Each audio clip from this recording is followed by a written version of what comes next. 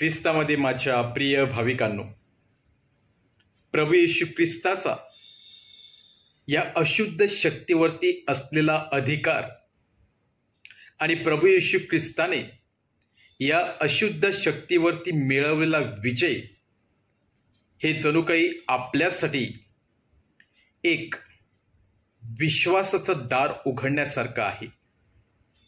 कारण या अशुद्ध शक्तीवरती व न समजणाऱ्या किंवा शक्य नसणाऱ्या गोष्टीविषयी विजय प्राप्त करून प्रभू येशू ख्रिस्ताने आपल्यासाठी नवीन जीवनाचं जणू काही दरवाजा उघडलेला आहे. आपल्यासाठी विश्वासाचं दार उघडं करून दिलेलं आहे. आणि जर एखाद्या व्यक्तीमध्ये विश्वास असेल आणि प्रभू येशूचं सामर्थ्यवान असेल तर जे कृत्य प्रभू येशूने केलेलं आहे तेच कार्य आणि कृत्य कुठलीही व्यक्ती जी प्रभू येशू ख्रिस्तावरती विश्वास ठेवते ते करू शकते. आज एका मुक्या व्यक्तीला ज्याला भूत लागलेलं होतं त्या व्यक्तीला शुद्ध करून परत एकदा प्रभू येशू ख्रिस्ताने या सैतानी शक्तीवरती असलेला आपला अधिकार प्रगट केलेला आहे आणि या सैतानी शक्तीविषयी विजय मिळून आपल्या सर्वांसाठी विश्वासाचं दार उघडं केलेलं आहे. आणि परत एकदा प्रभू येशू ख्रिस्त एक पाऊल पुढे जाऊन त्या लोकांकडे पाहून जणू काही आपल्या मनामध्ये एक खंत व्यक्त करत आहे. ती खंत म्हणजेच आध्यात्मिक भूक.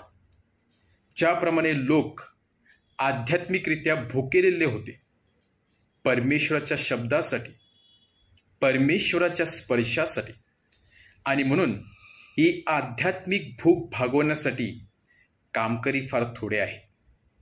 म्हणजे देवाच्या मळ्यात काम करणारे कामकरी फार थोडे आहेत. आणि ही आध्यात्मिक भूक इतकी भयंकर आहे, इतकी मोठी आहे, इतकी प्रचंड आहे की लोक पुष्कळ वेळा भडकून जात आहेत.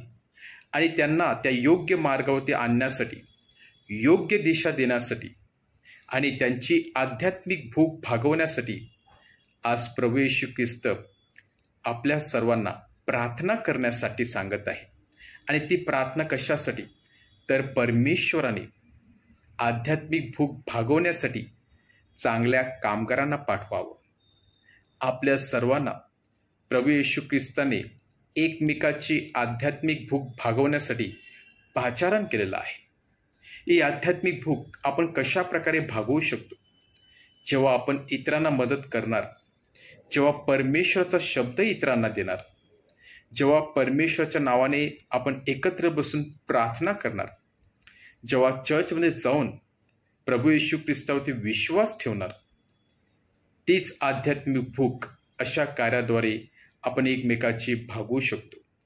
आजचा दिवस परमेश्वराने आपला दिलेला आहे आणि आजच्या दिवसाची सुरुवात आपण परमेश्वराच्या वचनाने करूया.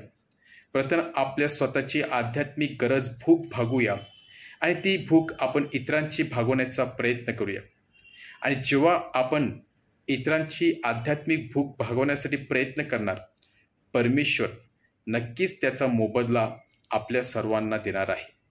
आज आपण परमेश्वराकडून विशेष कृपा मागूया आपला विश्वास बळकट करण्यासाठी, आपली आध्यात्मिक भूक भागवण्यासाठी व इतरांची आध्यात्मिक गरज बाळगून इतरांना आपण सपोर्ट करून परमेश्वराच्या जवळ आणण्यासाठी आपण विशेष कृपा व शक्ती मागूया. आमेन.